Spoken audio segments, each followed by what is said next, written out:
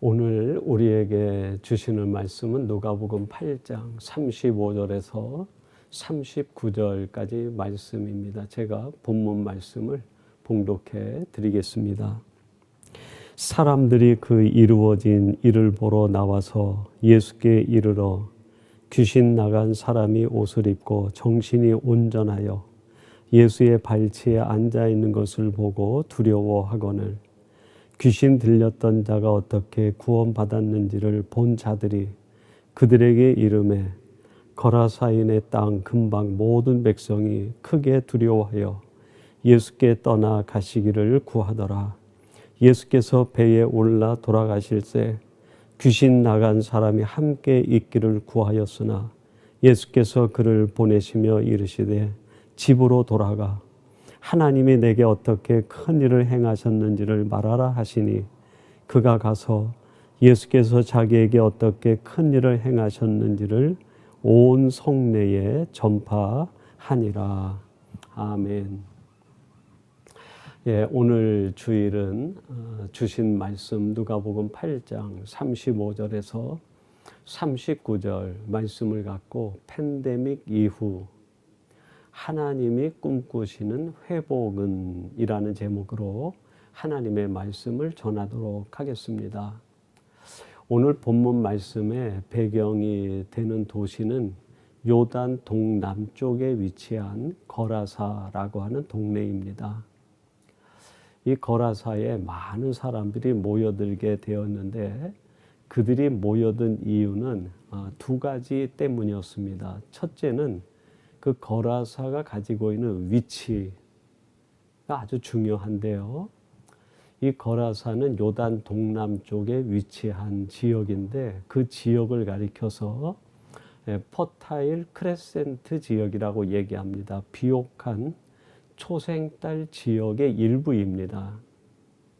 우리가 알다시피 그 유대 지역 전체가 광야 지역이고 농사를 지을 만한 비옥한 땅이 많지를 못합니다. 그런데 이 퍼타일 크레센트라고 알려진 요단 동쪽과 서쪽으로 펼쳐져 있는 이 지역은 농사짓기에 아주 적절한 아주 비옥한 땅이고 그런 말미암아 풍요로움을 누릴 수 있는 지역이었습니다. 그래서 사람들이 너나 나나 앞다투어서 거라사라고 하는 이 풍요로운 땅으로 몰려들게 된 것이죠. 그리고 두 번째는 이 거라사라고 하는 이름이 가지고 있는 뜻 속에서 우리가 찾아볼 수 있는데 이 거라사라고 하는 지명을 아람어로 얘기를 하면 크루사라고 얘기합니다. 근데 그 크루사라는 이름의 뜻이 높은 의자 그런 의미를 가져요.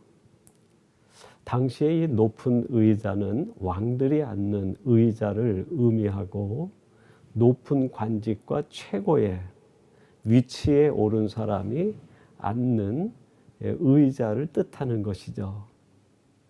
그래서 이 크루사라고 하는 아람어의 뜻을 연유해서 짐작한다고 하면 사람들이 거라사로 모인 까닭은 왕이 되기 위해서 더 높아지고 최고가 되기 위해서 모여든 것이 아니겠는가. 또한 이 거라사라는 이 지명을 헬라어로 얘기하면 코이로스라고 얘기합니다. 근데 이 코이로스라는 뜻이 재미있게도 돼지라는 뜻이 있어요. 여러분이 돼지라는 짐승이 가지고 있는 의미, 상징이 뭡니까? 욕심적이고 탐욕적인 것을 상징하지 않습니까? 사람들이 거라사로 모인 까닭은 자기의 욕심과 탐욕을 성취하기 위해서, 조금 좋은 말로 표현하면 자기 꿈을 이루고 야망을 이루기 위해서 모여든 것이죠. 많은 사람들이 거라사로 모여들었는데 풍요를 쫓아 자신이 왕이 되고 일인자가 되고 최고가 되기 위해서, 그리고 자기의 꿈을 성취하고 자기의 야망을 이루고자 몰려든 것이죠. 이런 목적으로 거라사에 모여든 사람들의 지금 형편, 그건 어떻게 되었을까요? 그것을 보여주는 것이 오늘 본문 누가복음 8장 27절 말씀에서 우리가 엿볼 수 있는데 이렇게 기록합니다. 예수께서 육지에 내리심에 그 도시 사람으로서 귀신 들린 자 하나가 예수를 만나니 그 사람은 오래 옷을 입지 아니하며 집에 거하지도 아니하고 무덤 사이에 거하는 자라 그랬습니다. 자신의 그 풍요를 이루기 위해서 또 자신의 야망과 꿈을 성취하고 왕이 되고 가장 높은 자리 최고가 되기 위해서 모여든 수많은 사람들이 거라사에서 마침내 어떤 사람이 된 겁니까? 무덤 사이에 거하는 자. 여러분이 무덤이 상징하는 게 뭡니까? 모든 것이 다 죽어버린 상태를 얘기하지 않습니까? 인생의 방향도 잃어버리고 목적도 잃어버리고 살아가야 될 이유와 삶의 의미, 가치도 다 잊어버리고 인간 아닌 존재가 돼서 살아가는 사람들, 살아있으나 살아있는 것이 아닌 죽은 자와 다를 바가 없는 사람이 되어 거라사이에 살고 있다는 거예요. 얼마나 정말 여러분 비참하고 아이러니한 인생의 모습의 은유입니까? 오늘 우리가 살고 있는 현대를 가리켜서 삼무의 시대다. 그렇게 이야기합니다. 첫째는 무의미, 두 번째는 무희망, 세 번째는 무관심. 오늘 현대를 살아가는 사람들이 의미를 찾지 못하는 거예요. 희망을 발견하지 못합니다. 나도 관심거리를 두고 있지 못하지만 사람들도 나에게 아무 관심을 두지 않는 거예요. 무관심의 시대. 이게 얘기하는 현대의 삶의 모습이 뭡니까? 목적을 잃어버린 거예요. 삶의 의미와 내용을 잃어버리고 삶의 가치와 사명도 잃어버리고 왜 살아야 되는지, 내 존재가 무엇인지, 내가 무엇을 향해 나가고 무엇을 해야 되는지 그 모든 것을 망각하고 잊어버린 시대. 그게 바로 오늘 현대 사회라는 겁니다. 하버드 대학의 총장을 지내셨던 나단 푸시라는 교수가 계시는데 그분이 이 시대를 살아가는 청년들을 바라보면서 청년들의 불행의 이유를 이렇게 이야기했습니다. 흔들 깃발을 잃어버렸다라고 얘기를 했어요. 젊은이들이 자신이 뭘 붙들고 살아야 되는지, 내가 무엇을 쫓아 살아야 되는지, 자기 인생의 가치와 의미를 둘 수 있는 사명을 발견할 수 있는 흔들 깃발, 그걸 잃어버렸다는 거예요. 사랑하는 성도 여러분, 여러분들은 어떻습니까? 지금 여러분이 살아가는 인생에서 나는 이것 때문에 살아가. 나는 이것을 위해서 살아.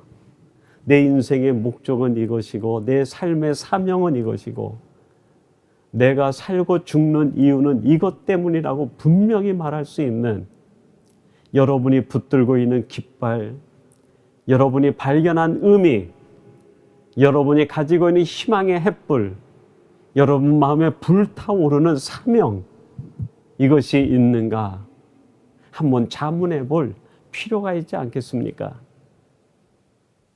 이렇게 거라사에서 마치 죽은 자를 방불케 하는 것처럼 무덤 사이에 거하고 있는 인생들을 찾아서 예수님이 오셔서 그들에게 주시는 말씀, 그들을 회복해 주시는 놀라운 사건 이야기가 기록이 됩니다.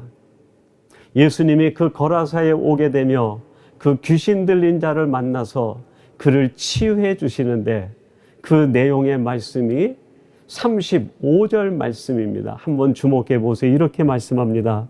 사람들이 그 이루어진 일을 보러 나와서 예수께 이르러 귀신 나간 사람이 옷을 입고 정신이 온전하여 예수의 발치에 앉아 있는 것을 보고 두려워하거늘. 무덤 사이에 거하면서 옷도 입지 않고 제 정신과 마음을 잃어버린 채 귀신에게 사로잡혀 살아가고 있는 한 사람을 고쳐서 회복을 시켜줍니다. 어떻게 회복을 시켜주셨습니까? 그가 건전히 회복이 돼서 옷을 입고 있다. 그렇게 얘기합니다. 여러분, 옷을 입었다는 것은 일상이 회복되었다는 뜻이에요. 사람이 살아가야 될 삶의 바른 내용, 사람이 살아가야 되는 바른 논리와 이치를 가지고 자기를 가꾸고 단장하며 살아가는 사람이 되었다. 일상이 회복되었다는 뜻이에요. 근데 이 35절은 거기에 그치지 않고 더 이어서 말을 하면서 뭐라고 얘기합니까? 예수의 발치에 앉아 있는 것, 이렇게 얘기합니다. 여러분, 예수님의 발치에 앉아 있다는 것은 성경적인 표현으로 얘기하면 예배적 표현을 얘기합니다. 하나님 앞에 무릎을 꿇고 예수님의 발치에 앉아 겸손히 무릎을 꿇고 예수님을 바라보는 그 모습은 예배의 모습이에요. 이 거라사의 무덤 사이에 있던 자가 정신이 온전해지고 일상이 회복된 뒤에 예수님의 발 앞에 나와 무릎을 꿇고 앉아 예배가 회복된 사람이 되었다는 거예요. 얼마나 놀라운 은혜고 축복입니까? 저는 이 말씀을 묵상하면서 이 코로나19로 인해서 빚어진 오늘의 이 세상과 또 교회 현실에 대하여 많은 생각과 묵상이 있었습니다. 코로나19로 인해서 일상이 다 파괴되고 멈춰준 사람들이 한결같이 희망하는 게 있는데 그게 뭡니까? 빨리 일상이 회복됐으면 좋겠다. 사람과의 만남, 사람과의 대화, 사람과의 익숙한 교제와 친교 사귐이 회복되면 좋겠다. 마음껏 직장에서 일하고 내가 원하는 것을 행하고 내가 꿈꾸는 것을 이루어가는 그 삶, 그 세상이 속히 이루어지면 좋겠다. 이것이 1년 동안 코로나19로 인해서 일상이 멈춰진 모든 사람들의 소망이고 간절한 바람 아닙니까? 여러분이 바람처럼 지금 이 본문에 나오는 거라사의 귀신 들린 자가 그 일상이 회복된 거예요. 다시 집으로 돌아와 사람과의 관계가 회복이 되고 만남이 회복이 되고 삶의 질이 회복되고 교제와 사귐이 회복되고 그가 꿈꾸는 일상의 모든 행복과 기쁨들이 다 회복되어진 겁니다. 또한 코로나19 사태로 인해서 우리 크리스찬들이 희망하고 한결같이 바라고 소망하는 것이 있었는데 그게 뭡니까? 예배의 회복이었어요.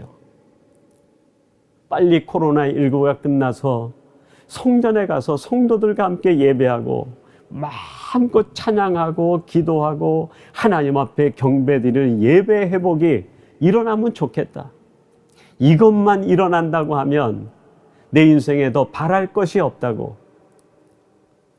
혹자는 이를 위해서는 내가 순교적으로 내 생명을 걸 수도 있다고 얘기하는 목회자들과 성도들이 얼마나 많이 일어났습니까?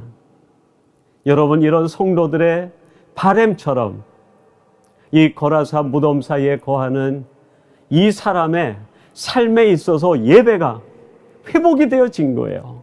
예수의 발치에 앉아 예수님의 음성을 들으며 예수님에게 감사를 표하고 예수님을 찬양하며 예수님의 얼굴을 바라보는 이 은혜, 예배가 회복된 겁니다. 여러분, 이렇게 일상이 회복되고 예배가 회복되는 것이 예수님께서 거라사에 오신 이유의 목적이고 끝이라고 하면 이 본문 이야기는 여기에서 끝이 나야 됩니다. 근데 이 본문은 더 이어져 내려가면서 39절에 이르게 됩니다. 얼마나 중요한 말씀인지 모릅니다. 여러분 39절 말씀 주목해 보세요. 제가 봉독해 드리겠습니다. 집으로 돌아가 하나님이 내게 어떻게 큰 일을 행하셨는지를 말하라 하시니 그가 가서 예수께서 자기에게 어떻게 큰 일을 행하셨는지를 온 성내에 전파하니라. 예수님께서 이 거라사에 찾아와 무덤 사이에 앉아있는 이 귀신 들린 자를 만나주신 까닭은, 그 예수님이 만나신 목적은 일상의 회복과 예배의 회복이 끝이 아니었어요. 하나가 더 있었는데 그게 뭘까요? 사명의 회복이었습니다. 귀신 들린 상태에서 벗어난 이 사람이 예수님을 향해 말합니다. 주님, 이제 제가 일상이 회복되고 예배가 회복되었으니 주님을 따르며 주님과 함께 동행하면 어떻겠습니까? 라고 간청을 합니다. 그때 주님께서 주신 말씀이 바로 이 39절 말씀이 아니다. 너는 나를 따를 것이 아니라 내가 보내는 그 자리에서 하나님이 내게 어떻게 큰일을 행하셨는지, 그리고 내가 너에게 어떻게 큰일을 행했는지, 이거를 온 성내에, 너희의 동네에 들어가서 사람들에게 외치고 선포하고 전파하라. 복음 전파에 대한 사명을 이 사람에게 부여해 주었습니다. 하나님께서는 우리가 살아가는 세상을 2020년 코로나19라고 하는 초유의 사태로 잠시 멈추어 세우셨습니다. 이 멈추어 세우신 때에 사람들은 자신의 삶을 돌아보며 예배 생활을 돌아보며 이제 하나님이 코로나19를 다시 치유하시고 종식시켜서 우리의 삶의 현장으로 우리에게 돌려보내면 내가 이전처럼은 살지 않겠노라 다짐했습니다. 내가 예전에 그 일상의 삶으로 돌아가지 않고 예전에 하던 예배 생활이 아니라 하나님이 원하시는 궁극적인 일상, 궁극적인 예배자의 삶으로 돌아가겠다고 다짐하고 결단했습니다. 그런데 여러분, 한 가지 중요한 것이 또 있습니다. 그게 뭘까요? 예배 회복되는 것도 중요하지만 사명이 본질적으로 회복이 돼야 됩니다.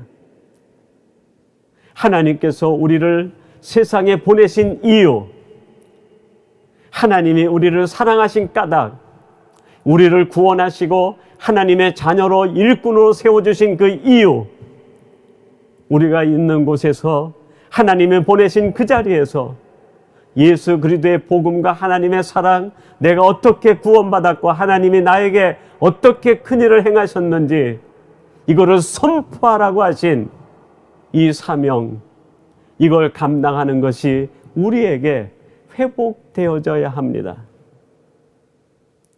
퀴에르 케오르는 이런 얘기를 했습니다. 사람이 진정 행복해지려면 그것을 위하여 죽을 수도 있고 그것을 위하여 살 수도 있는 그것을 발견해야 된다고 이야기했습니다. 여기서 말하는 그것이 뭡니까? 사명입니다. 내가 흔들 깃발, 내가 외칠 복음, 내가 세상에 전파해야 될 그 메시지, 이거를 발견한 사람이 진정한 행복을 누리며 살아갈 수 있다고 얘기합니다. 이걸 깨달은 사람은 그의 마음이 뜨거운 열정으로, 그의 가슴이 뜨거움으로 가득 차게 됩니다. 누가복음 24장 32절은 이렇게 말합니다. 그들이 서로 말하되 길에서 우리에게 말씀하시고 우리에게 성경을 풀어주실 때에 우리 속에서 마음이 뜨겁지 아니하더냐 하고, 엠마오로 내려가는 제자들이 사명을 잃어버렸을 때에는 그들의 마음이 냉랭하게 식어 있었지만 예수님을 만나서 하나님의 말씀을 풀어주시고 성경을 풀어주시고 예수 그리스도가 그 안에 좌정하여 사명이 회복되기 시작하면서 그들의 마음은 뜨거움과 열정으로 타오르게 됩니다. 여러분, 사명이 우리를 뜨겁게 만듭니다. 사도행전 20장 24절은 사도 바울이 이런 고백을 합니다. 내가 달려갈 길과 주 예수께 받은 사명 곧 하나님의 은혜의 복음을 증거하는 일을 마치려 하면은 나의 생명조차 조금 더 귀한 것으로 여기지 아니하노라. 사도 바울이 다메섹에서 예수님을 만나 자신이 품어야 될 사명을 깨닫게 되었을 때 그는 죽음조차도 두렵지가 않았습니다. 세상에서 만나는 풍랑도 그의 마음에 시험과 약함을 주지 못했어요. 그가 당하는 고난과 매질과 모든 환난과 고통도 그의 삶의 뜨거움과 열정을 무너뜨리지 못했습니다. 내 주 예수께서 나에게 주신 이 복음의 사명, 이거를 전파하기 위해서는 내 목숨도 귀한 것으로 여기지 아니하노라. 사명이 있는 자는 죽음도 두려워하지 않습니다. 사명이 있는 자에겐 그 앞에 어떤 원수가 놓여 있든지 원수가 두렵지 않습니다. 어떤 고난과 역경이 놓여 있든지 그 역경과 고통이 두렵지가 않습니다. 오히려 거기에서도 담대함으로 살아갈 수 있습니다. 예수님께서 이 고라사에 찾아오신 이유는 세상 풍요를 쫓고 자신의 야망을 쫓고 세상에서 1인자 최고가 되기를 위하여 나아갔다가 의미를 잃어버리고 희망을 잃어버리고 세상의 사람들에게 관심을 잃어버린 존재가 되어 무덤에 앉아있는 자와 같이 죽은 자를 방불하는 사람이 된 사람을 찾아가 그의 사명을 회복시켜 주시기 위한 까닭이었습니다. 저는 그렇게 믿습니다. 하나님은 왜 이 코로나19라고 하는 바이러스를 통해서 이 세상을 1년 이상 이렇게 멈춰 세우시고 계시는가? 도대체 하나님이 이후에 회복하실 때 무엇을 회복해 주시기 위해서 우리를 멈춰 세우신 것인가? 단순히 일상의 회복인가? 우리가 얘기하는 예배 정도의 회복일까? 저는 그렇게 생각하지 않습니다. 물론 일상이 회복되고 예배가 회복되는 것 대단히 중요합니다. 그러나 하나님이 원하시는 더 중요한 꿈, 하나님의 계획, 하나님의 뜻은 우리들이 망각하고 살았던 사명을 회복시켜 주시기 위한 까닭 아니겠습니까? 이제 우리가 이 팬데믹 이후에 하나님이 우리를 회복해 주신다고 하면 회복된 그 현장으로 나갈 때 우리는 복음 전파의 사명을 갖고 세상으로 뛰어들어가야 될 겁니다. 그래서 지금도 저 거라사처럼 무덤 사이에 앉아있는 자, 정신을 잃고 인생의 방향과 목적과 초점을 잃어버린 사람들에게 예수님이 그 땅에 들어가셔서 그에게 사명을 회복해 주신 것처럼 우리도 이러한 삶을 살아야 되는 거 아니겠습니까? 사랑하는 성도 여러분, 여러분이 팬데믹 이후에 여러분의 사명의 본질이 회복되시고 회복된 이 본질 제3이 여러분이 있는 자리에서 하나님의 나라를 이루어가는 하나님 손에 들려 쓰임받는 사명자들이 되시기를 주님의 이름으로 축원합니다. 우리 같이 기도하겠습니다. 하나님 아버지, 저희들이 작년 초유의 사태를 만나 코로나19로 인하여 온 세상이 멈춰진 상태에서 1년을 보내고 2021년을 맞이했습니다. 이제 백신이 개발되고 전 세계에 유통되면서 세상 사람들은 일상이 회복될 걸 기대하고 크리스찬들은 예배가 회복될 걸 기대합니다. 하나님, 일상이 회복되고 예배가 회복되는 것 너무나 중요한 일이고 의미 있는 일이지만 오늘 말씀을 통하여 우리 성도들이 본질적으로 회복돼야 될 것이 사명이라고 다시 한번 깨우쳐 주시니 감사합니다. 이제 우리가 사명이 회복된 자가 되어 우리에게 맡겨진 그 자리에서 복음 전파의 사명을 감당하며 살아가는 사명자들이 되게 해 주옵소서. 이것이 우리의 기쁨이 되게 하시고 우리의 삶의 이유가 되게 하시고 인생의 목적이 되게 해 주옵소서. 예수님의 이름으로 기도하옵나이다. 아멘.